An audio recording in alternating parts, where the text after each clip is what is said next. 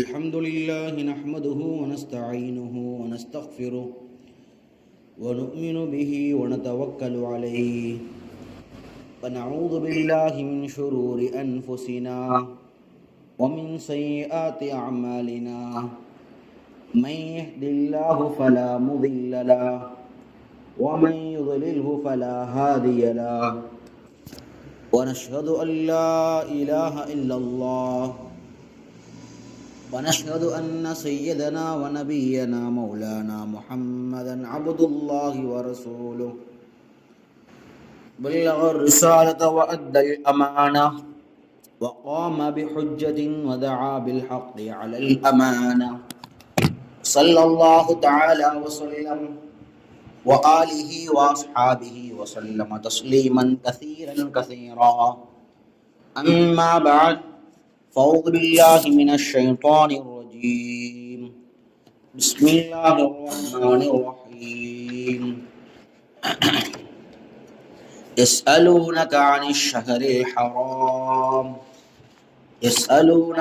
الشهر الحرام قتال فيه قل قتال فيه كبير وصد عن سبيل الله وكفر به والمسجد الحرام وإخراج أهله منه أكبر عند الله والفتنة أكبر من القتل ولا يزالون يقاتلونكم حتى يردوكم عن دينكم إن استطاعوا ومن يرتد منكم عن دينه فيمت وهو كافر فأولئك حبطت أعمالهم في الدنيا والآخرة وأولئك أصحاب النار هم فيها خالدون.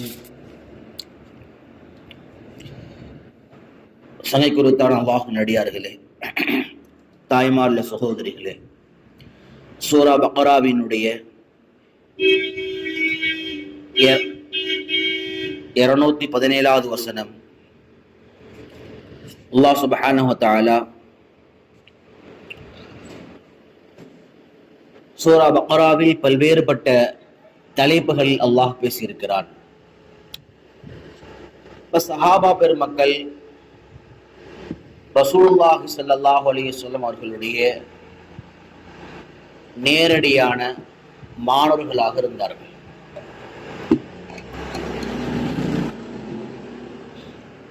அப்ப சஹாபாக்களும் பெருமானாரிடத்தில் நிறைய நேரங்கள்ல கேள்விகளை கேட்டிருக்கிறாங்க. உதாரணமா யஸ்அலூனக மாதா யுன்ஃபிகூன், அவர்கள் எதை செலவு செய்கிறார்களோ அதை எப்படி செய்ய வேண்டும், எதை செய்ய வேண்டும் என்று உங்களிடத்தில் கேட்கிறார்கள். இது மாதிரி கேள்விகள். அப்ப சில நேரங்கள்ல யகூதிகள் கேள்வி கேட்டாங்க. சில நேரங்கள்ல யகூதிகளுடைய தூண்டுதனால மக்காவினுடைய முஷ்ரிக்கீன்கள் பெருமானார்ட்ட கேள்வி கேட்டாங்க. அப்ப அது மாதிரியாக குர்ஆன்ல பல்வேறுபட்ட இடங்கள்ல நீங்க ஒரு வார்த்தையை கவனிக்க முடியும். யஸ்அலூனக, சஅல யஸ்அலு அப்படின்னா கேள்வி கேட்டான், அரபியுடைய வார்த்தைகள்ல ஒன்று. அப்ப யஸ்அலூன் அப்படின்னா அவர்கள் உங்களிடத்தில் கேள்வி கேட்கிறார்கள். இப்ப இந்த இடத்துல ஆயத் ஆரம்பிப்பதற்கு முன்பாக முதல்ல விளங்க வேண்டிய விஷயம் என்னன்னா, பெருமானார் ஸல்லல்லாஹு அலைஹி வஸல்லம் அவர்களிடத்தில் எல்லா விதமான தரப்பு மக்களும் கேள்வி கேட்டார்கள். பெருமானாருக்கு அல்லாஹ் பதில் சொன்னான். அதாவது அந்த கேள்விக்கான பதில் என்ன என்பதை அல்லாஹ் விளங்கப்படுத்தினான். சில நேரங்கள்ல பெருமானார் பதில் சொன்னாங்க, சில நேரங்கள்ல சொல்லி அனுப்புவாங்க, நீங்க போயிட்டு வாங்க, அல்லாஹ்ட்ட இருந்த வஹி வரும், பிறகு நான் பதில் சொல்றேன்னு சொல்லுவாங்க. இப்ப அல்லாஹ் உடனடியாக அந்த கேள்வியை பதிவு செய்து அல்லாஹ் அதற்கான பதிலையும் பதிவு செய்வான். அப்ப அது மாதிரியான யஸ்அலூனக என்று ஆரம்பிக்கக்கூடிய வசனங்கள்ல ஒன்றுதான் சூரா பக்ராவினுடைய இந்த 217வது வசனம். இப்ப இந்த ஆயத்தினுடைய ஆரம்பமாக நாம் தமிழாக்கத்தை எடுத்துக்கொண்டால், பிறகு இந்த ஆயத் எந்த அடிப்படையில் எந்த சம்பவத்திற்கு கீழாக இறங்கியது என்பதை புரிந்து கொள்ள முடியும். இப்ப இந்த ஆயத்துல பேச வேண்டிய பகுதிகள் ஏராளம் இருக்கிறது. அல்லாஹ் சுப்ஹானஹு வ தஆலா சொல்கிறான், யஸ்அலூனக, அந்த மக்காவினுடைய குறைஷி காபிர்கள். இப்ப இங்க எஸ்அலூன கொண்ட முராத் இங்க யார் அர்த்தம் சொன்னா, மக்காவில் இருந்த அந்த குறைஷிகள், அல்லாஹ் நிராகரித்த முஷ்ரிகின்கள். இப்ப அவர்கள் உம்மிடத்தில் கேட்கிறார்கள், அனிஷஹரில் ஹராம், ஹுர்மத் பொருந்திய மாதம். ஹுர்மத்னா என்ன? அந்த காலங்கள்ல போர் செய்வது தடை செய்யப்பட்ட ஒன்று. அந்த மாதங்கள் அல்லாஹ்விடத்தில் புனிதம் நிறைந்த மாதம். அனிஷஹரில் ஹராம், புனிதம் நிறைந்த மாதத்தை பற்றி, கிதாலின் ஃபீஹி, அந்த மாதத்தில் போர் செய்வது சம்பந்தமாக கேள்வி எழுப்புகிறார்கள். இதனுடைய முழு விளக்கு பின்னால வரும். அப்ப அல்லாஹ் பதில் சொல்றான், குல், நபியை நீங்கள் சொல்லுங்கள், கிதாலுன் ஃபீஹி, எந்த மாதங்கள் புனிதம் நிறைந்ததாக சொல்லப்படுகின்றதோ அந்த மாதத்தில் போர் செய்வது கபீருன், சாதாரண விஷயம் இல்ல, மிகப்பெரிய பிரம்மாண்டமான பாவங்கள்ல மிகப்பெரிய காரியம் அது. அப்படி செய்யக்கூடாது, கபீர். அல்லாஹ் சொல்லிட்டு அடுத்த சில விஷயங்களை சொல்றான். ஆனால் வசத்துன் அன் சபீலில்லா, வசத்துன் தடுப்பது, அன் சபீலில்லா அல்லாஹுடைய பாதை விட்டும் தடுப்பது. அதே போல வகுஃபுரும் பிஹி, அல்லாஹுவை நிராகரிப்பது. குஃப்ருன நிராகரிப்பது, பிஹி அல்லாஹுவை நிராகரிப்பது. வல் மஸ்ஜிதில் ஹராம், அதே போல மஸ்ஜிதே ஹராமிலிருந்து வஇஹ்ராஜு அஹ்லிஹி, அந்த மஸ்ஜிதுல் ஹராமிற்கு உரித்தான மக்களை அதிலிருந்து வெளியேற்றுவது. இப்ப இது மாதிரியான காரியங்கள் எல்லாம் அக்பரு இன்தல்லாஹ், இவைகளும் அல்லாஹ்விடத்தில் மிகப்பெரிய பாவங்களாக இருக்கின்றது. இப்ப சுருக்கமா இல்ல விளக்கத்துக்கு முன்னால என்ன சொல்லணும் அப்படின்னா, மக்காவுடைய இறை நிராகரிப்பாளர்கள் பெருமானார்கிட்ட ஒரு வாதத்தை முன் வைக்கிறாங்க. சங்கையான மாதங்கள்ல, புனிதம் நிறைந்த மாதங்கள்ல போர் செய்வது தடை செய்யப்பட்டிருக்கும் நேரத்தில் எங்கள் அணியில் ஒருவரை நீங்கள் புனிதம் நிறைந்த மாதத்தில் கொலை செய்துள்ளீர்கள் என்று சொல்லும் பொழுது அல்லாஹ் சொல்றான், ஆம், அந்த மாதத்துல கொலை செய்வது கூடாது. ஆனா இந்த மாதங்கள்ல நீங்க எப்படிப்பட்ட வேலை பார்த்தீங்க? பெருமானாரை துரத்துனீங்க, அல்லாஹ்வுடைய பாதை விட்டும் தடுத்தீங்க, அதே போல அல்லாஹ் நிராகரிப்பு செஞ்சீங்க, மஸ்ஜிதே ஹராமிலிருந்து அதற்கு குறித்தான மக்களை வெளியேற்றினீங்க. நீங்க இந்த வேலையெல்லாம் செஞ்சீங்களே, இதை பத்தி ஏன் பேச மாட்டீங்க? அல்லாஹ் எதிர் கேள்வி கேட்கிறான். வாதங்கள்ல விவாதத்தினுடைய முக்கியமான ஒரு உயர்ந்த நடைமுறையில ஒண்ணு என்னன்னா, திறமையான நடைமுறையில ஒண்ணு என்னன்னா, கேள்வி கேட்கின்ற போது அது பதில் சொல்லிவிட்டு மீண்டும் அதே தோரணையில் நாம் எதிர்கேள்விகளை முன்வைப்பது விவாதத்தினுடைய முக்கியமான திறமை சார்ந்த விஷயங்கள்ல ஒன்று. இப்ப அல்லாஹ் இங்க பதில் மட்டும் சொல்லல, திருப்பி அதே கேள்வி அல்லாஹ் அவங்கள்ட்ட கேட்கிறான். அப்ப நீங்க இந்த மாசங்கள்ல நீங்க இது மாதிரியான செயலை செஞ்சீங்களே, இது சரியா? அல்லாஹ் சொல்லிட்டு அந்த ஆயத்தை தொடர்கிறான், வல் ஃபித்னது, மேல சொன்ன இது மாதிரியான குழப்பங்களை செய்யறது அக்பரு மினல் கத்ல், இந்த மாதத்தில் ஒருவனை கொலை செய்தால் எப்படிப்பட்ட பாவமாக நீங்கள் பேசி பெருமானாரை கேள்வி கேட்கிறீர்களோ, அந்த கொலை செய்த பாவத்தை விட சில நேரங்களில் குழப்பங்களை செய்வது மிகப்பெரிய அபாயகரமான விஷயம். சில நேரங்கள்ல ஒருத்தரை கொலை செய்யறது இது மிகப்பெரிய பாதிப்பு, ஏற்றுக்கொள்ள முடியாது. ஆனால் ஒரு ஊரிலோ ஒரு நகரத்திலோ ஒரு நாட்டிலோ குழப்பத்தை ஏற்படுத்துது, மக்களை ஏதேனும் ஒரு பிரச்சனையில் ஆழ்த்தி கொண்டே இருப்பது, அது கொலையை விட மிகப்பெரிய ஆபத்தான விஷயம். அல்லாஹ் குர்ஆன்ல சொல்றான், வல் ஃபித்னது அக்பரு மினல் கத்ல், கொலை செய்யறதை விட ஆபத்தான காரியம் என்னன்னா ஃபித்னா, குழப்பம் செய்யறது. ஏதாவது ஒரு பிரச்சனையில மூழ்கடிக்கிறது, இல்லாத ஒன்றை சொல்றது, அவதூறாக பேசுறது, மக்களை குழப்பத்தில் ஏற்படுத்துறது, மக்களை பதட்டமடைய செய்யறது, இதெல்லாம் இருக்கிறது கொலை செய்வதை விட மிகப்பெரிய ஆபத்தான விஷயங்கள்ல ஒன்று. அல்லாஹ் சொல்லிவிட்டு அடுத்த வார்த்தை சொல்வான், வலா யஸாலூன், நபி அவர்கள் செய்து கொண்டே இருப்பார்கள், யகாத்திலூனக்கும், உங்களோடு அவர்கள் போர் செய்து கொண்டே இருப்பார்கள், ஹத்தா, எதுவரை என்று சொன்னால் யருத்தூக்கும், உங்களை திருப்பும் வரை. எதை விட்டும்? அன் தீனிக்கும், உங்களுடைய புனித இஸ்லாமாக இருக்கக்கூடிய இந்த தீன் மார்க்கத்தை விட்டும் உங்களை திருப்பும் வரை உங்களோடு ஏதாவது பிரச்சனை சண்டை கட்டி கொண்டேதான் இருப்பார்கள். இனிஸ்தபாஉ, அவர்கள் சக்தி பெற்றால். அவங்க எப்பெல்லாம் சக்தி பெறுவார்களோ அப்பொழுதெல்லாம் அவங்களுடைய முக்கியமான வேலை என்னன்னா, உங்களை எப்படியாவது இஸ்லாமிய மார்க்கத்தை விட வைக்கணும். அல்லாஹ் இதுவரை சொல்லிட்டு அடுத்து ஒரு பொதுவான காவிதா ஒன்று சொல்கிறான். பொதுவான ஃபார்முலா அல்லாஹ் சொல்றான், ஒமை எர்ததித் மின்கும், உங்களில் யார் இருத்திதாது, அதாவது விட்டு வெளியேறுகிறாரோ, எதை விட்டும், அன் தீனிஹி, அல்லாஹுடைய மார்க்கத்தை விட்டும் யார் வெளியேறுகிறாரோ, ஃபயமுத், வெளியேறிய அதே நிலையில மரணம் அடைகிறார் என்று சொன்னால், வஹுவ காஃபிருன், அவர் அல்லாஹுவை நிராகரித்த நிலையில் அவர் மரணிப்பாரையானால், ஃபஉலாயிக, அவர்கள் ஹபிதத் அஅமாலுஹும், அவர்களுடைய எல்லா செயல்களும் அல்லாஹ் அழித்து விடுவான், அழிந்துவிடும். ஹபிதத் அஅமாலுஹும், அவர்களுடைய எல்லா நற்காரியங்களும் அழிந்துவிடும். ஃபித் துன்யா வல் ஆஹிரா, உலகத்திலும் சரி மறுமையிலும் சரி எந்த நற்காரியங்களும் அவர்கள் கண்களுக்கு முன்பாக இருக்காது, எல்லாம் அழிஞ்சு போயிடும். வஉலாயிக, இவர்கள் தான் அஸ்ஹாபுன் நார், நரகவாசிகள். ஹும் ஃபீஹா ஹாலிதூன், அந்த நரகத்திலே இவர்கள் நிரந்தரமாக இருப்பார்கள்.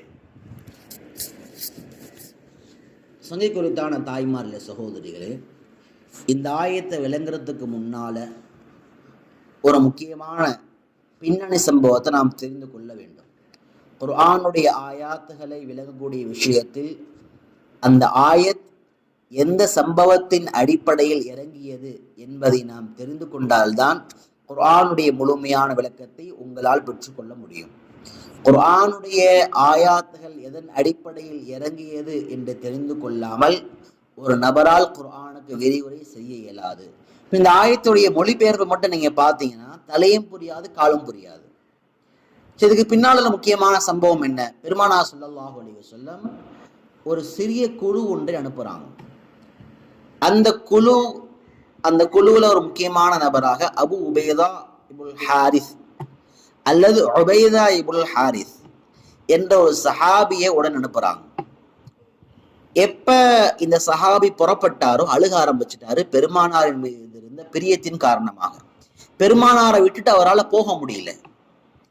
அப்ப உடனே நபி ஸல்லல்லாஹு அலைஹி வஸல்லம் அவருக்கு பகரமாக அப்துல்லாஹ் இப்னு ஜஹ்ஷ் ரலியல்லாஹு அன்ஹு அவர்களை அந்த படையில அனுப்பி வைக்கிறாங்க. அப்ப அப்துல்லாஹ் இப்னு ஜஹ்ஷ் ரலியல்லாஹு அன்ஹு அவங்களை அனுப்பும் போது சொன்னாங்க, அவங்க தான் அந்த படையினுடைய அமீர், ஒரு சிறிய குழுவினுடைய அமீர். பெருமானார் அனுப்பும் போது அவர்களிடத்தில் ஒரு கடிதம் ஒன்று எழுதி கொடுத்தாங்க. எழுதி கொடுத்துட்டு சொன்னாங்க, இந்த கடிதத்தை இந்த இடத்தை நீங்கள் சென்று சேரும் வரைக்கும் அதை நீங்கள் பிரித்து பார்க்க கூடாது. முதலாவது வசியத். ரெண்டாவது சொன்னாங்க, நீங்க ஜமாத்துல புறப்பட்டு போகும்போது, அல்லாஹுடைய பாதையில போருக்காக புறப்பட்டு போகும் பொழுது உங்களுடைய தோழர்களோடு பிரயாணத்தில் யாரையும் நீங்கள் வெறுத்து விடாதீர்கள். இது ஒரு முக்கியமான உபதேசம். அப்போ ஒரு சிறிய குழுவாக சேர்ந்து பயணிக்கும் பொழுது, ஒரு குடும்பமாக சேர்ந்து பயணிக்கும் பொழுது, ஒரு பிரயாணம் மேற்கொள்கின்ற பொழுது ஒருவருக்கு ஒருவர் மேல் அதிருப்தி ஏற்படுவது யதார்த்தம். இன்னைக்கு பிரச்சனை என்ன அப்படின்னா, தெரியாதவன் மேல ஏற்படுற கோபத்தையும் வெறுப்பையும் விட தெரிந்தவர்கள் மீது ஏற்படக்கூடிய கோபம் வெறுப்பும் தான் அதிகமா இருக்குது. காரணம் என்ன? எப்ப பழக்க வழக்கங்கள் அதிகமாகுமோ அப்ப அவர்களுடைய குணங்கள் அடிப்படையில் என்ன இருக்குமோ அது வெளியே வரும். குறிப்பா ஒருத்தரால டிராவலை பொறுத்த வரைக்கும், பிரயாணங்களை பொறுத்த வரைக்கும் ஒருத்தரால நடிக்கவே முடியாது. அதனால சொல்லுவாங்க, உன்னுடைய பிரயாணத்தில் உனக்கு நம்பிக்கையான உற்ற நபர்களோட தவிர நீ பிரயாணம் செய்ய வேண்டாம். ஏன்னா பிரயாணம் என்பது உன்னுடைய உண்மையான அசல் குணத்தை காட்டும். ஏன்னா ஒரு மனிதனால 24 மணி நேர வாழ்க்கையும் அவனால் நடித்து வாழ முடியாது. அப்ப சில நேரங்கள் நல்லா பழகும் போது என்னவாகும்னா, பிரயாணங்கள் அல்லது நிகழ்ச்சிகள் இது போன்ற நேரங்கள்ல உறவுகளுக்கு மத்தியில், நட்புகளுக்கு மத்தியில் அல்லது தோழமைகளுக்கு மத்தியில், தெரிந்த நபர்களுக்கு மத்தியில் ஒரு அதிருப்தியும் வெறுப்பும் ஏற்படுவது யதார்த்தமாக அமையும். பெருமானார் சுட்டி காட்டி அதை எச்சரிக்கை செய்யறாங்க. துக்ரிகன் அஸ்ஹாபக அலல் மஸீர், பிரயாணத்தின் போது உங்களுடைய தோழர்களில் யாரையும் நீங்கள் வெறுத்து விடாதீர்கள். அப்ப இந்த வார்த்தை அந்த சஹாபிக்கு மட்டுமானதுமல்ல, நம்முடைய எல்லா வாழ்க்கையிலும் நாம் எங்கெல்லாம் பயணம் செய்கிறோமோ, எங்கெல்லாம் நாம் ஒருவரோடு நெருக்கமாக பழகிறோமோ, எல்லா நபர்களிடத்திலும் நம்மை போன்று அவர்களுக்கும் குறைகள் இருக்கும். ஆனால் யாரையும் வெறுப்பதும் நிராகரிப்பதும் இது பெருமானார் காட்டி தந்த வழிகளில் ஒன்று அல்ல. பெருமானா ஸல்லல்லாஹு அலைஹி வஸல்லம் முதலாவது வசியத்து பண்ணாங்க, இந்த இடத்துக்கு போற வரைக்கும் நீங்கள் அந்த கடிதத்தை திறந்து படிக்க கூடாது. இரண்டாவது சொன்னாங்க, உங்களுடைய ஜமாஅத்தில் இருக்கக்கூடிய எந்த நபர்கள் நீங்கள் வெறுத்து விடக்கூடாது.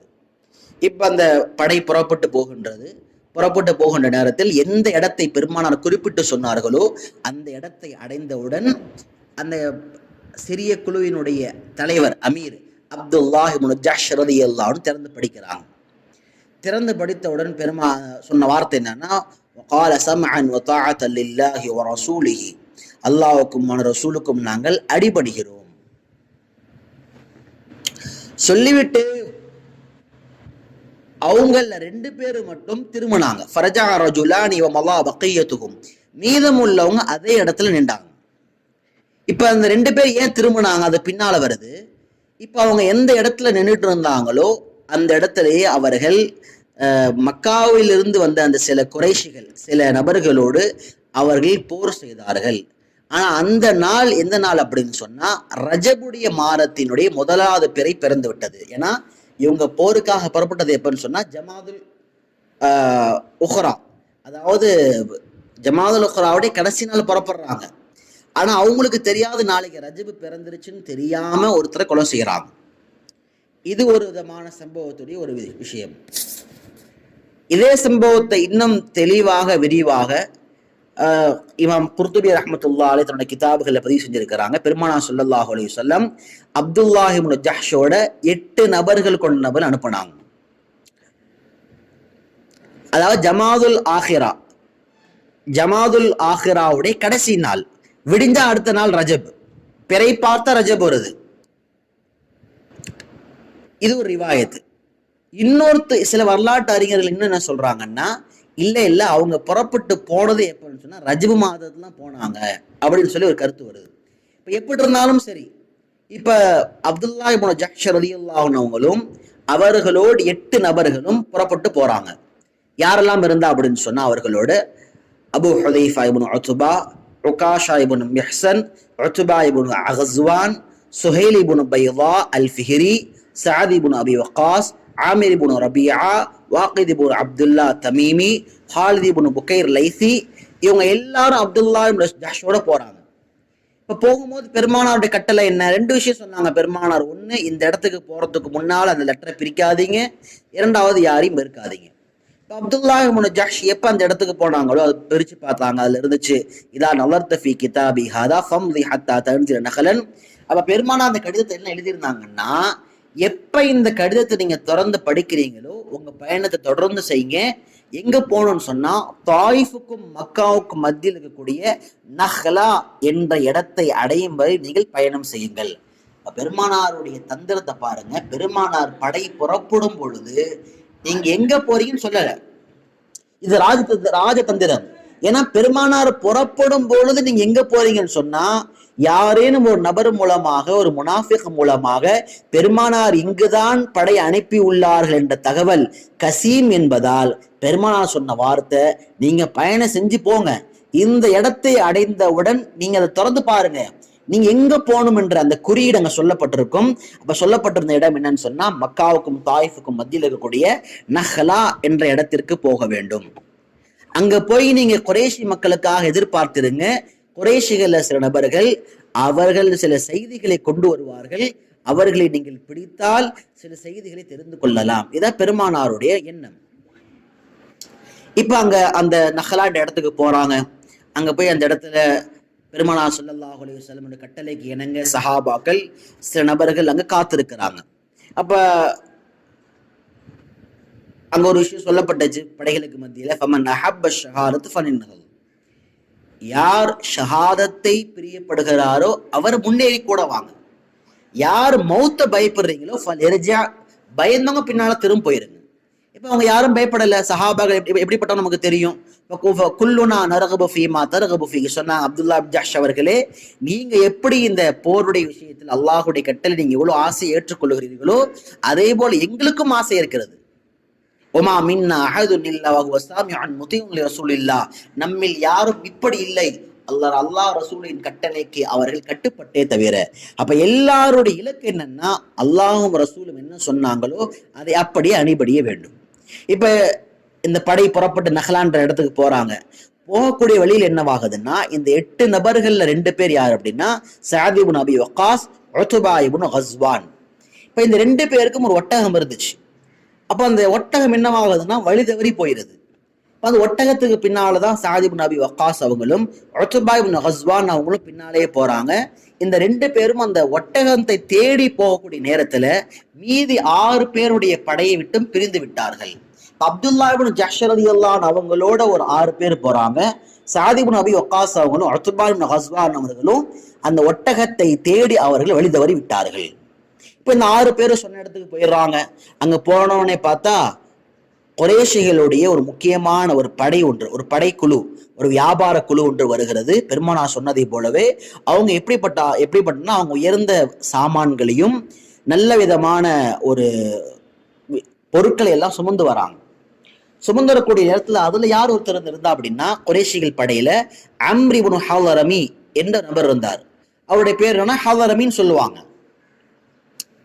இப்ப அவருடைய சகோதரர் அவரோட யாரெல்லாம் இருந்தா அப்படின்னா உஸ்மான் இப்னு அப்துல்லா என்ற நபர் இருந்தாரு. அவருடைய சகோதரர் நௌஃபல் இப்னு அப்துல்லா இருக்கிறாரு. அதனோட அல் ஹக்கீம் இப்னு கைசான், அதே போல இவங்க எல்லாரும் அந்த படையோட வராங்க. அந்த வியாபார சாமான்களோட வராங்க.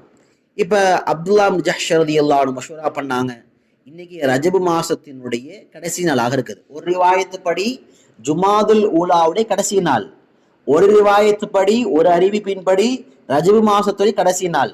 பாருங்க, ரஜபு மாசம் என்பது போர் செய்வதற்கு தடை செய்யப்பட்ட மாசங்கள்ல ஒண்ணு. இதை புரிஞ்சுக்கணும். கடைசியா அந்த கருத்து ஒண்ணா முடியும். நான் சொல்றேன் கடைசியா. இப்ப மஷூரால சொல்லப்பட்டுச்சு, இன்னைக்கு ரஜபு மாசத்துடைய கடைசி நாளாக இருக்கின்றது. இந்த நாளில் நாம் அவர்களை கொலை செய்தால் போர் செய்யக்கூடாத அந்த மாதங்களின் சட்டத்தை நாம் மீறியதாக மாறிவிடுவோம். ஒருவேளை இந்த இரவை நாம் விட்டுவிட்டால் அவர்கள் நாளை மக்காவிற்கு சென்று சேர்ந்து விடுவார்கள் என்ற இந்த மஷூரா ஆனதற்கு பின்னால அவங்க அவர்களை எதிர்த்து போராடலாம் என்று முடிவு செய்கிறார்கள். உடனே வாக்கித் இப்னு அப்துல்லா தமீமி ரலியல்லாஹு அன்ஹு அவங்க அம்பெடுத்து எய்கிறாங்க. அதுல யாரை கொலை செஞ்சாங்க அப்படின்னா அம்ர் இப்னு ஹலரமி என்ற நபரை கொலை செய்து விடுகிறார்கள். கொலை செஞ்சுட்டு உஸ்மான் இப்னு அப்துல்லாவையும் ஹகப் இப்னு கைசான் என்ற நபர்களையும் கைதிகளாக பிடித்து விடுகிறார்கள். அப்ப ஒரு கருத்துப்படி ரஜபு மாசத்தினுடைய கடைசி நாளாக இருந்தால் சஹாபாக்கள் அடுத்த நாள் வெயிட் பண்ணா போர் செய்யறது அனுமதிக்கப்பட்டிருக்கும். ஆனா அவங்க படை கிளம்பிவிடும் என்பதால் ரஜபு மாசத்தினுடைய கடைசி நாள் போர் செய்து விடுகிறார்கள். இது ஒன்று. இன்னொரு கருத்துப்படி ஜுமாதுல் உஹ்ராவுடைய கடைசி நாள் என்று நினைத்து கொண்டு தெரியாமல் ரஜபு 1ஆம் தேதி பிறை 1 அவர்கள் கொலை செய்து விட்டார்கள்.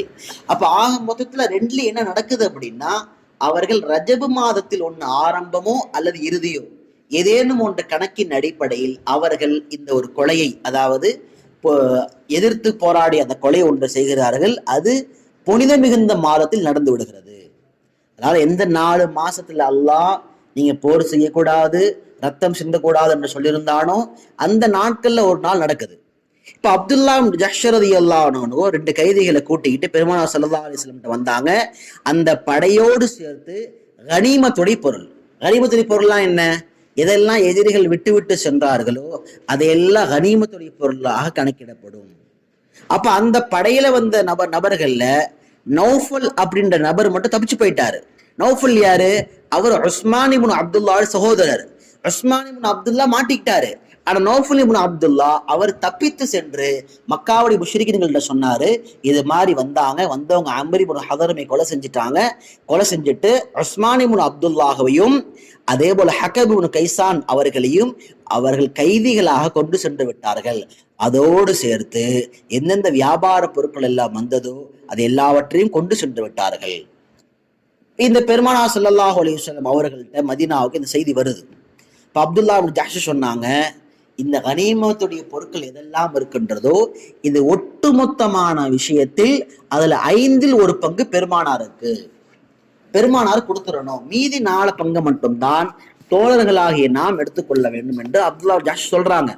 அதே போல அல்லாஹ் சுப்ஹானஹு வ தஆலா குர்ஆன் ஆயத் இருக்கிறான், வஅலமு அன்னமா கனிம்தும் மின் ஷைஇன் ஃபஅன்ன லில்லாஹி கும்ஸஹு, அல்லாஹ்வுக்கும் ரசூலுக்கும் கனிமத்துடைய பொருட்கள்ல 1/5 கொடுத்துருங்க. அப்ப அப்துல்லா இப்னு ஜஹ்ஷ் எதை பிரியப்பட்டாரோ, எதை அவர் அறிவுரையாக சொன்னாரோ அது அல்லாஹ் சட்டமாக மாற்றி கொடுத்தான்.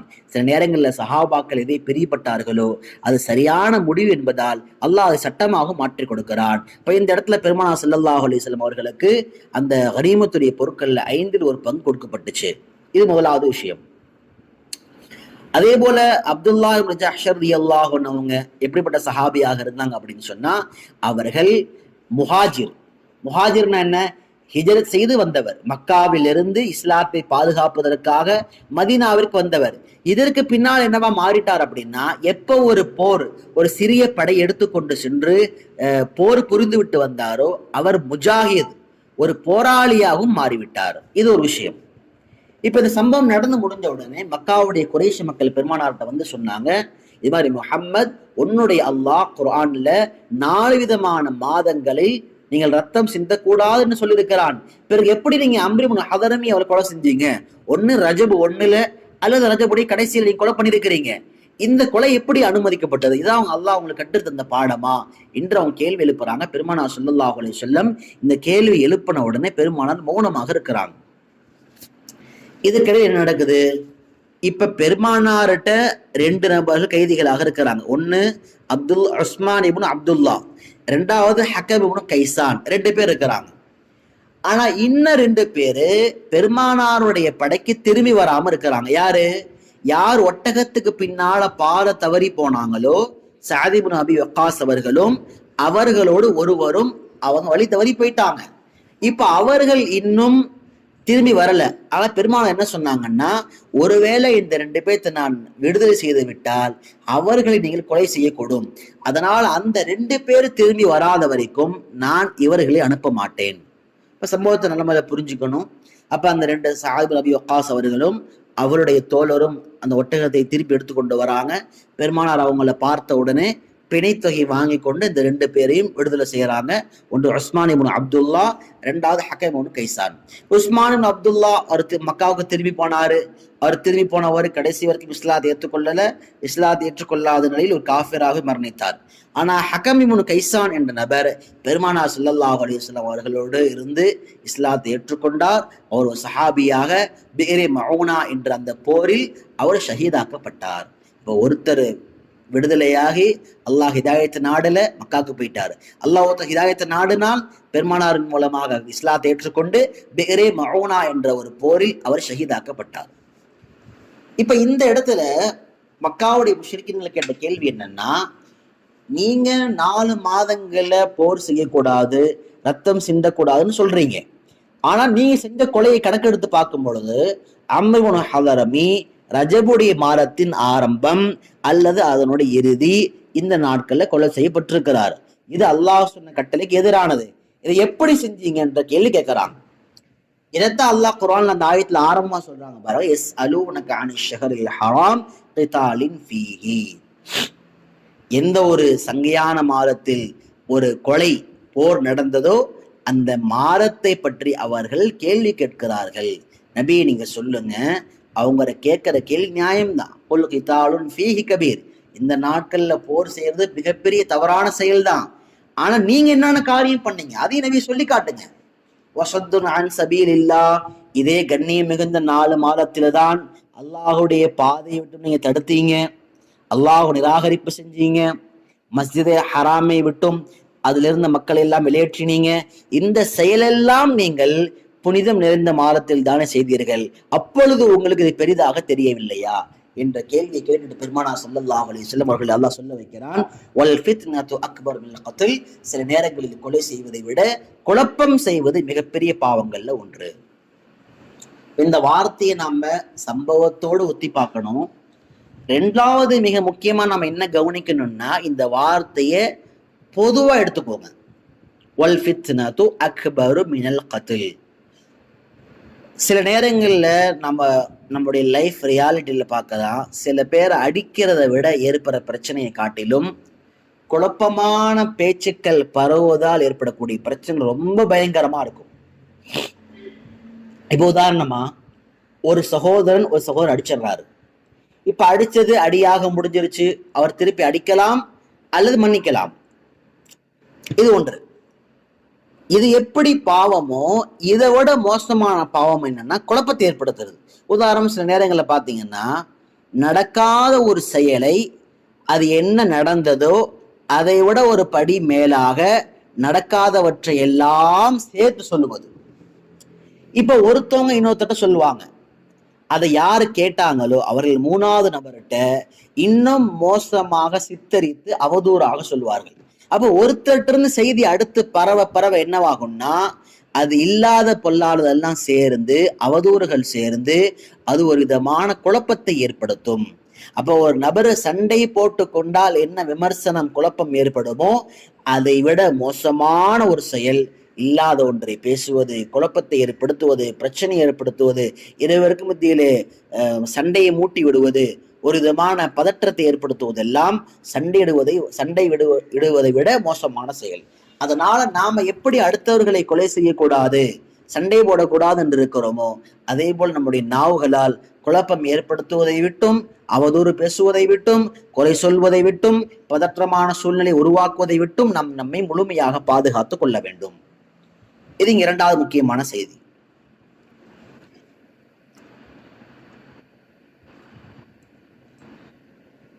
மூன்றாவது முக்கியமான செய்தி என்னன்னா, அல்லாஹ் அந்த ஆயத்துல சொல்றான் பாருங்க, வலா யஸாலூன யுகாத்திலூனகும் ஹத்தா யருத்துகும் அன் தீனிகும் மன் இஸ்ததாஉ. அவர்கள் சக்தி பெற்றால் நீங்க இஸ்லாத்தை விடுகின்ற வரை உங்களோடு அவர்கள் போர் செய்து கொண்டே இருப்பார்கள். இப்ப இந்த ஆயத்துல ஒரு விஷயத்தை என்ன விளங்கணும் அப்படின்னா, மத நல்லிணக்கம், சமய நல்லிணக்கம் அது மிக மிக முக்கியமான ஒன்று. அதை மறுப்பதற்கு வாய்ப்பில்லை. அது சிறுபான்மை நாடாக இருந்தாலும் சரி, அல்லது இஸ்லாமியர்கள் அதிகப்படியாக வாழக்கூடிய நாடாக இருந்தாலும் சரி, மத நல்லிணக்கம், ஒருங்கிணைந்து போகுவது, சமரசம் செய்து போகுவது எல்லாம் தேவையான ஒன்று. ஆனா இது யாரிடத்தில் கூடாது தெரியுமா?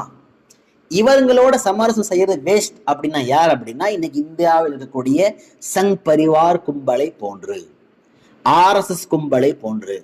இவர்களை பொறுத்த வரைக்கும் என்ன இலக்கு அப்படின்னா, இஸ்லாமியர்கள் ஒண்ணு அவர்கள் இஸ்லாத்தை விட்டுட்டு வெளியே வரணும், அல்லது அவங்க நாட்டை விட்டு ஓடணும். இதே போல இஸ்ரேல் மொசாட்டுடைய வேலை என்னன்னா, இஸ்லாமியர்கள் எங்கெல்லாம் வாழ்றாங்களோ அவங்க தன்னுடைய இஸ்லாத்துல அடிபட்டு ஒண்ணு இஸ்லாத்தை விட்டுறணும், அல்லது அவர்கள் நாடு இல்லாத அகதிகளாக மாறணும். அப்ப அல்லாஹ் இந்த கூட்டத்தை சொல்லி காட்டுறான் பாருங்க. நிராகரிக்கின்ற எல்லா மக்களையும் அல்லாஹ் சொல்லல. எந்த கூட்டம் தொடர்ந்து இஸ்லாமியர்களுக்கு எதிராக, முஸ்லீம்களுக்கு எதிராக அவர்களை தீனை விட்டும் பறிக்க வேண்டும் என்று தொடர்ந்து செயல்படுறாங்களோ, கலவரம் ஏற்படுத்துறது, பிரச்சாரம் பண்றது. ஒன்னில சமீபத்துல சில நாட்களுக்கு முன்பாக பங்களாதேஷ் என்ற நாட்டில் மிகப்பெரிய கிளர்ச்சி ஏற்பட்டுச்சு. அந்த கிளர்ச்சியில அந்த நாட்டினுடைய அதிபராக இருந்த ஹசீனா நாட்டை விட்டு வெளியேறினார்கள். வேறொரு ஆட்சி அமைஞ்சிருச்சு. அந்த நாட்டுல அந்த கலவரமான நேரங்கள்ல கூட பங்களாதேஷுடைய இஸ்லாமியர்கள் முழு கிறித்துவ ஆலயங்களையும் இந்து கோயில்களையும் முழுமையாக பாதுகாப்பு கொடுத்து பாதுகாத்துள்ளார்கள். ஏன்? கலவரம் சமயத்தில் இதெல்லாம் பாதிக்க கூடாது என்று முழுமையாக பாதுகாத்துள்ளார்கள். உலகளாவிய அளவுல மிகப்பெரிய ஆச்சரியமான விஷயம். இங்க ஒரே ஒரு சின்ன கலவரம் நடந்துச்சு. பாபரி மசூதி என்ற பிரம்மாண்டமான கட்டிடத்தை தகர்த்து எரிந்தார்கள். ஆனா அங்க பங்களாதேஷ் முழுக்க கலவரம். ஆனா ஒரு இந்து கோயில்கள் கூட அங்க சூறையாடப்படவில்லை. ஒரே ஒரு கிறிஸ்துவ ஆலயங்கள் கூட சூறையாடப்படவில்லை. ஆனா என்ன செஞ்சாங்க அப்படின்னா, இந்தியாவினுடைய சில சோசியல் மீடியாக்கள், சில சங் பரிவார் சங்கிகள் சம்பந்தமான ஊடகங்கள் என்ன செஞ்சாங்கன்னா, பங்களாதேஷில் இருக்கக்கூடிய சிறுபான்மை இந்துக்கள் எல்லாம் அடிக்கப்பட்டார்கள் என்ற வதந்தியை பரப்பிவிட்டதன் காரணமாக இந்தியாவில் பல வட மாநிலங்களில் இன்று வரைக்குமே கூட இந்த கடந்த 4-5 நாட்களாக சங் பரிவார் கும்பல் எங்கெல்லாம் முஸ்லீம்கள் பலகீனமாக வாழ்ந்து கொண்டிருக்கிறார்களோ அங்கெல்லாம் அவர்களை முழுமையாக அடித்து உதைக்க ஆரம்பித்துள்ளார்கள். என்ன சொல்றானுங்க? ஒன்னு இஸ்லாத்தை விட்டுரு, அல்ல இந்தியா விட்டு வெளியேறு. இப்ப அல்லாஹ் குர்ஆன்ல தத்ரூபமா சொல்றான் பாருங்க, வலா யஸாலூன யகாத்திலூனகும் ஹத்தா யருத்துகும் அன் தீனின் இஸ்ததாஉ. நீங்கள் உங்கள் மார்க்கத்தை விட்டு வெளியேறும் வரைக்கும் அவர்கள் குரோதம் குறையாது, அவர்களுடைய பொறாமை குறையாது, அவர்கள் வஞ்சகம் குறையாது. எனவே நீங்கள் இந்த விஷயத்தில் கவனமாக இருக்க வேண்டும்.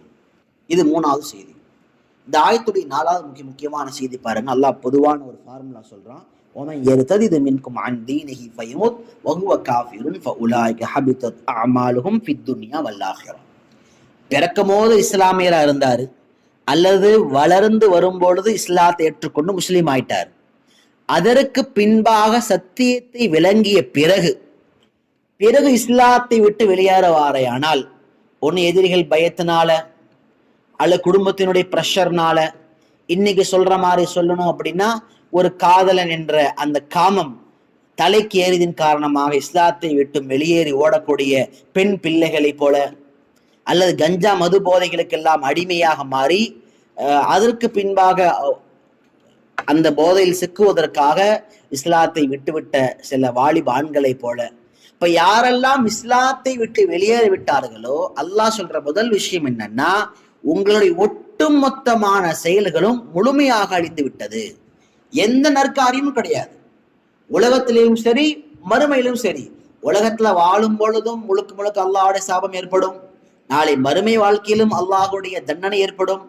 அதனால எப்ப இஸ்லாத்துக்குள்ள வந்த பிறகும் நீங்கள் வெளியேறிவிட்டீர்களோ, நீங்கள் உலகத்தில் வாழ்வதற்கே தகுதி இல்லாதவர்கள். என்ன சொல்ல போனா, இஸ்லாமிய நாடாக இருக்குமேயானால், எந்த நாடு இஸ்லாமிய சட்டத்தை ஏற்று நடத்தக்கூடிய நாடாக இருக்குமேயானால், இமாம் புகாரி ரஹிமஹுல்லாஹ் பதிவு செய்திருக்கின்ற ஹதீஸை போல பெருமானார் ஸல்லல்லாஹு அலைஹி வஸல்லம் சொன்னார்கள், மம்பத்தல தீனஹு வக்துலூஹு. யார் தன்னுடைய தீனை மாற்றிக்கொண்டாரோ, இஸ்லாம் என்ற பொக்கிஷம் கிடைத்ததற்கு பிறகு தன்னுடைய தீனை, மார்க்கத்தை யார் மதம் மாற்றி கொண்டாரோ அவரை கொலை செய்து விடுங்கள். இஸ்லாமிய நாடாக இருந்தால் அவரை வாழ விடாமல் கொலை செய்ய வேண்டும். காரணம் என்னன்னா, இஸ்லாத்தை விட்டு எவன் வெளியேறினானோ அவன் ஒரு பொழுதும் ஒரு காலம் இஸ்லாத்தை பற்றி நல்ல வார்த்தைகள் சொல்ல போவது கிடையாது. அப்ப அதனால முழுக்க முழுக்க அவனை சார்ந்து, குடும்பம் சார்ந்து, மகல்லா சார்ந்து குழப்பம் ஏற்படுமே தவிர அவனால எந்த பிரயோஜனம் கிடையாது. ஒருவேளை இஸ்லாமிய நாடாக இருக்குமே என்னால் கொலை செய்வதுதான் முக்கியமான சட்டம். இமாம் புகாரி ரஹிமஹுல்லாஹ் இன்னொரு ஹதீஸ் பதிவு செய்வாங்க. பெருமானார் ஸல்லல்லாஹு அலைஹி வஸல்லம் சொன்னாங்க, லா யஹில்லு தமு இம்ரிஇன் முஸ்லிமீன். ஒரு முஸ்லீமுடைய ரத்தம் அதை எடுப்பது எந்த விதத்திலும் ஆகுமானதல்ல. ஆனா 3 காரியங்கள்ல ஒரு காரியம் நிகழ்ந்தால் ஒரு முஸ்லீம் கொலை செய்யலாம். ஒன்னு எப்ப? ஒன்னு ஜினா பாத இஹ்சான். இஹ்சான் செஞ்சதற்கு பிறகும், இஹ்சான் என்னன்னா அவர் ஏற்கனவே வான் பண்ணியிருக்கிறாங்க, அதற்கு பின்னாலேயும் ஜினா செய்வாரையனால், அல்லது திருமணமாக ஜினா விபச்சாரம் செய்வாரையனால் அவரை கொலை செய்வது இஸ்லாத்தினுடைய ரத்தத்தை சுவைப்பது, ரத்தத்தை எடுப்பது இஸ்லாத சட்டங்கள்ல ஒன்று. அதே போல ஒருத்தர் கொலை செஞ்சிட்டார் இன்னொருத்தர், எந்த விதமான அநியாயமாக எந்த விதமான நியாயம் இல்லாமல் கொலை செய்து விடுவாரையனால் அவரை பழிவாங்குவது, அவரை கொலை செய்வது அனுமதிக்கப்பட்ட ஒன்று. அதே போல பெருமானார் 3வதா சொன்னாங்க, ஒத்தாருக்குள் தீனிஹி, தன்னுடைய மார்க்கத்தை விட்டுவிட்டு, கூட்டமைப்பை விட்டுவிட்டு வெளியேறி வேறொரு மதத்திற்கு சென்று விட்டவர், இவரையும் தாராளமாக கொலை செய்யலாம். இந்த சட்டங்கள் எல்லாம் எங்க செல்லுபடியாகும் என்று சொன்னால், எங்கு இஸ்லாமிய நாடாக இருக்கணுமோ அங்கு இந்த சட்டங்களை எல்லாம் செயல்படுத்த முடியும். குறித்தான் அல்லாஹ் நடிகார்களே, இந்த இடத்துல நாம் ஆழமாக யோசிக்க வேண்டிய மிக முக்கியமான விஷயத்துல ஒன்று என்னவென்றால், இன்றைய காலகட்டத்தில் எதிரிகளை பார்த்தோ அல்லது குடும்பத்தினுடைய கஷ்டத்தின் காரணமாகவோ பெரிதாக இஸ்லாத்தை விட்டு வெளியேறுவது கிடையாது. இன்று இஸ்லாத்தை விட்டு வெளியேறக்கூடிய குறிப்பா பெண் பிள்ளைகள் சமுதாயத்தை பார்த்தோம் என்றால், அடிப்படையில் அவர்களுக்கு மார்க்க கல்வி கொடுக்கப்படவில்லை, அல்லாஹுவை பற்றி முழுமையாக சொல்லி தரப்படவில்லை. இன்னும் சொல்ல போனால் அல்லாஹுடைய 99 அஸ்மாவுல் ஹுஸ்னா, அதனுடைய கொள்கை, அதனுடைய அர்த்தம், அல்லாஹை பற்றி உண்டான வலுவான ஈமான் புரிய வைக்கப்படாததின் காரணமாக 15 வயதுகளுக்கு மேலாக இஸ்லாத்தினுடைய வலு இல்லாததால் அவர்கள் தடம் புரள ஆரம்பிக்கிறார்கள். சமீபத்துல ஒரு 3 மாத காலங்கள்ல, அல்லாஹ் பாதுகாக்கணும், சொல்வதற்கே வருத்தமான செய்திகள், நம்முடைய அண்மை வட்டாரங்கள்ல ஸ்கூல் படிக்கக்கூடியவங்க, காலேஜ் படிக்கக்கூடியவங்க, இவங்க அல்லாஹ் பாதுகாக்கணும் மாற்று மதத்தினுடைய சகோதரர்களோடு, வாலிப பசங்களோடு சேர்ந்து கொண்டு அவர்களை காதல் என்ற பெயரில் ஊர் சுற்றுவது, தெரியாமல் பல்வேறுபட்ட விஷயங்களை செய்வது, பெற்றோருக்கு தெரியாமல் வெளியே செல்வது, படிக்கிறோம் என்ற பெயரிலே பல்வேறுபட்ட இடங்களுக்கு தனியாக செல்வது என்ற அடிப்படையில் எந்த அளவுக்குன்னா ஒரு சில பெண்மணிகளுடைய வாக்கு மூலமே அவர்கள் காலேஜ் முடிக்கின்ற காலங்களில் நாம் ஒன்னா சேர்ந்து ஓடி போயிடலாம், நான் இந்த மதத்துக்கு மாறி வந்துடுறேன், உன்னுடைய மதத்துக்கு நான் மாறி வந்துடுறேன், நான் இஸ்லாத்தை விட்டு விடுகிறேன் என்ற அளவிற்கு ஒரு 3-4-5 பிள்ளைகளுக்கு மேலாக இது போன்ற சம்பவங்கள் நடந்திருப்பதை கண்களுக்கு முன்பாக பார்க்கப்பட்டு செய்திகளாகவும் வரவழைக்கப்பட்டு ஊர்ஜிதப்படுத்தப்பட்டும் இருக்கிறது. இப்ப இதுக்கு என்ன பிரச்சனை, அடிப்படை என்ன அப்படின்னா, ஒண்ணு பெற்றோர்களாகிய இவர்களிடத்தில் ஒன்று பேராசை, கல்வி என்ற போர்வையில் மிகப்பெரிய பேராசை, பெரிய லட்சாதிபதி ஆக்கணும், படிக்க வைக்கணும், சம்பாதிக்க வைக்கணும், பொம்பளை பணியில் அப்படி ஆக்கணும் இப்படி ஆக்கணும் என்று சொல்லி அவர்களுடைய கேரக்டர் குணம் சார்ந்த விஷயத்தில், அவருடைய தீன் சார்ந்த விஷயத்தில், அவருடைய ஒழுக்கம் சார்ந்த விஷயத்தில், பர்தா சார்ந்த விஷயத்தில் எந்த விதமான அக்கறை இல்லாத சமுதாயமாக மாறிவிட்டார்கள். இரண்டாவது என்ன பிரச்சனை, அளவுக்கு அதிகமான நம்பிக்கை. நம்ம புள்ள தப்பே பண்ண மாட்டா, தப்பு பண்ண வாய்ப்பே இல்லை, ஒரு சந்தர்ப்பத்துல ஒரு வாலிப பெண் தவறு செய்து விட்டார்கள் என்பதை ஊர்ஜிதமாக ஆதாரத்தோடு கொடுக்கப்பட்ட பிறகும் கூட ஒரு தாய் தந்தையால் ஏற்றுக்கொள்ளப்பட முடியாத சூழ்நிலை. அப்ப அந்த அளவுக்கு கண்மூடித்தனமான நம்பிக்கை. இதுக்கு பேரு அன்பு இல்லை, இது அவர்களுக்கு எதிரான ஆயுதம். நாம அவர்களை நாமே பழுகுடியில் தள்ளுற மாதிரி. அப்ப இன்னைக்கு அன்பு என்ற என்ன சொல்றது, அன்பு என்ற பெயர்ல நம்ம அவர்களுக்கு அக்கறை காட்டுகிறோம் என்ற பெயரில் அல்லாஹ் பாதுகாக்க வேண்டும், அவர்களை நாம் படுகொலிக்குள்ளே தள்ளி கொண்டிருக்கிறோம். அளவுக்கு மீறிய நம்பிக்கை. இது இரண்டாவது பிரச்சனை. மூணாவது பிரச்சனை என்ன ஏற்படுது அப்படின்னா, அவர்களுக்கு சரியான மார்க் கல்வியோட தொடர்பு இல்லை. 9th மேல வர ஆரம்பிச்சுட்டா பரீட்சை, பிராக்டிக்கலு, அசைன்மெண்ட், அதை இதுன்னு சொல்லி நாமளே அவர்களை மார்க் கல்வியை விட்டும் அப்புறப்படுத்தி விடுகிறோம். அல்லாஹ் பாதுகாக்க வேண்டும். ஒரு பெண் பிள்ளைகள் குறைந்தபட்சம் திருமணம் ஆகின்ற வரைக்குமாவது ஏதேனும் முறையில் குர்ஆனை கற்பது, மனனம் செய்வது, குர்ஆன் சார்ந்த விஷயங்களில் ஈடுபாடு இருப்பதுதான் அவர்கள் ஈமானை பாதுகாப்பதற்கு காரணமாக அமையும். இந்த இடத்துல மிக முக்கியமான ஒரு சைக்காலஜிக்கல் ஃபேக்டர் நீங்க தெரிஞ்சுக்கணும். ஒரு ஆண்மகன் கூட இது போன்ற காரியங்களில் தன்னுடைய தீனை விட வேண்டுமா என்று யோசித்து அந்த பெண்ணை இஸ்லாத்திற்குள்ளே மாற்றுவதற்கான ஏற்பாடுகளை செய்கிறான். ஆனால் ஒரு பெண் என்பவள் காதல் என்ற விஷயத்திலே தன் காதலித்த நபர் அவர் ஒரு அந்நிய ஆண், அதாவது ஒரு மாற்று மதத்தை சேர்ந்தவனாக இருந்தால் தன் மார்க்கத்தை திறந்தாவது அவனை கைப்பிடிக்க வேண்டும் என்று நினைக்கிறார்களே தவிர மார்க்கத்தை தக்க வைப்பதில் அவர்களுக்கு எந்த விதமான உடன்பாடுகள் கிடையாது. அல்லாஹ் பாதுகாக்க வேண்டும். நாம் யாரை சில நேரங்களில் இவர்கள் எல்லாம் கண்ணியமான ஒழுக்கமான நல்ல ஒழுக்கமுள்ள குடும்பங்கள், தீனுடைய குடும்பங்கள் நினைக்கிறோமோ அந்த இடங்களிலேயே இது போன்ற சம்பவங்கள் உருவாகின்றது. எனவே இது உருவாகத்தான் செய்யும். எப்பொழுது சரியான எச்சரிக்கைகள், சரியான விதமான வழிகாட்டுதல்கள், சரியான ஒரு திட்டமிடல் இல்லையோ, பேராசையும் வெறுமனே உலகம், கல்வி, பேராசை, காசு, பணம் என்ற அந்த போர்வைகள் மட்டும் போர்த்தப்பட்டிருக்குமோ அல்லாஹ் பாதுகாக்க வேண்டும். பிள்ளைகள் நாளை நம்முடைய கைகளை விட்டும் தவறி விடுவார்கள். அல்லாஹ் பாதுகாக்க வேண்டும். எந்த பிள்ளைகள் அப்படி இஸ்லாத்தை விட்டுவிட்டு வேறு மதத்திற்குள்ளாக ஏதேனும் காரணத்தின் அடிப்படையில் நுழைந்து விடுவார்களோ அல்லாஹ் முழுமையாக பாதுகாக்க வேண்டும். அவர்கள் வாழ்க்கையில் என்னவெல்லாம் பாவம் செய்கிறார்களோ, அந்த எத்தனை சந்ததிகள் இஸ்லாம் இல்லாமல் வளருகிறார்களோ அத்தனை பாவங்களும், அத்தனை பீடைகளும், அத்தனை விதமான கேள்வி கணக்குகளும் அந்த பிள்ளையினுடைய வாழ்க்கையை பாழாக்கிய, ஈமானை பாழாக்கிய, சரியான வழிகாட்டாத பெற்றோர்களாக இவர்களை நிச்சயமாக வந்து சேரும். இன்னும் சொல்லப்போனால் நாளை மறுமையில் இவர்கள் சம்பந்தமாக பதில் சொல்லாமல் அந்த பெற்றோர்களால் சொர்க்கத்திற்கு செல்ல இயலாது. கணித்திற்கு குறித்தான் அல்லாஹினுடைய தாய்மார், சகோதரிகளே, எனவே ஒவ்வொரு காலங்களிலும் நம்முடைய வாலிப ஆண்கள், வாலிப பெண்கள் இஸ்லாத்தை விட்டு வெளியேறுவதற்கான காரணங்கள் பல்வேறு விதமாக இருந்தது. நம்முடைய காலங்களில் இது போன்ற காரணங்களை கவனம் எடுத்து பெற்றோர்களாகிய நாம் பொறுப்புணர்வோடு, ஈமானி உணர்வோடு, மிகுந்த கவனத்தோடும் மிகுந்த அக்கறையோடும் நம்முடைய இளம் தலைவர் சமுதாயத்தை உருவாக்கி தர வேண்டிய தேவை இருக்கின்றது.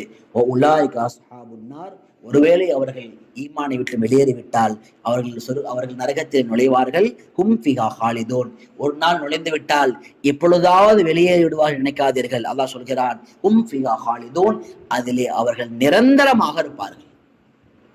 இன்னல்லதீன ஆமனு வல்லதீன ஹாஜரு.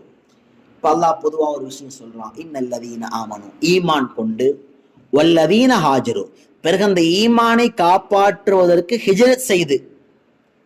ஹிஜ்ரத் எப்ப செய்வாங்க அப்படின்னா, பொதுவா எந்த நாட்டுல, எந்த ஊர்ல தன்னால இந்த இஸ்லாத்தை இதற்கு மேல பாதுகாத்து கொள்ள முடியாது என்ற சூழ்நிலை ஏற்படுமோ அப்பொழுதுதான் அவர்கள் ஹிஜ்ரத் செய்வார்கள். வல்லதீன ஹாஜரு. ஹிஜ்ரத் செய்து வஜாஹது ஃபீ ஸபீலில்லாஹ், மூன்றாவது கட்டமா அல்லாஹ்வுடைய பாதையில போரும் செய்றார். உலாயிக யர்ஜூன ரஹ்மத்தல்லாஹ், இப்படிப்பட்டவர்கள் அல்லாஹ்வுடைய ரஹ்மத்தை மட்டுமே நாடுகிறார்கள். அல்லாஹ்வுடைய அருளை, அல்லாஹ்வுடைய கூலியை, அல்லாஹ்வுடைய பொருத்தத்தை மட்டுமே நாடுகிறார்கள். இவர்களுக்கு உலகத்துடைய ஆதாயம் தேவையில்லை. இவர்களுக்கு உலகத்துடைய விஷயத்துல எந்த ஆதாயமும் இல்லை. இவங்களுடைய நாட்டம் எல்லாம் அல்லாஹ்வுடைய ரஹ்மத்தை மட்டும்தான். வல்லாஹு கஃபூருர் ரஹீம், அல்லாஹ் கடந்த காலங்களில் நடந்த எல்லா பாவங்களையும் மன்னிக்கக்கூடியவனாக இருக்கிறான். ரஹீம், நாளை மறுமையிலே அல்லாஹ் நீதத்திற்கு நீதத்தையும் அநீதத்திற்கு அநீதத்தையும் தரக்கூடிய ரஹீமாக, இரக்கசாலியாக அல்லாஹ் இருக்கிறான். வல்லாஹு கஃபூருர் ரஹீம். இப்ப இந்த ஆயத்தை பொதுவாக எடுத்துக்கொள்ளலாம்.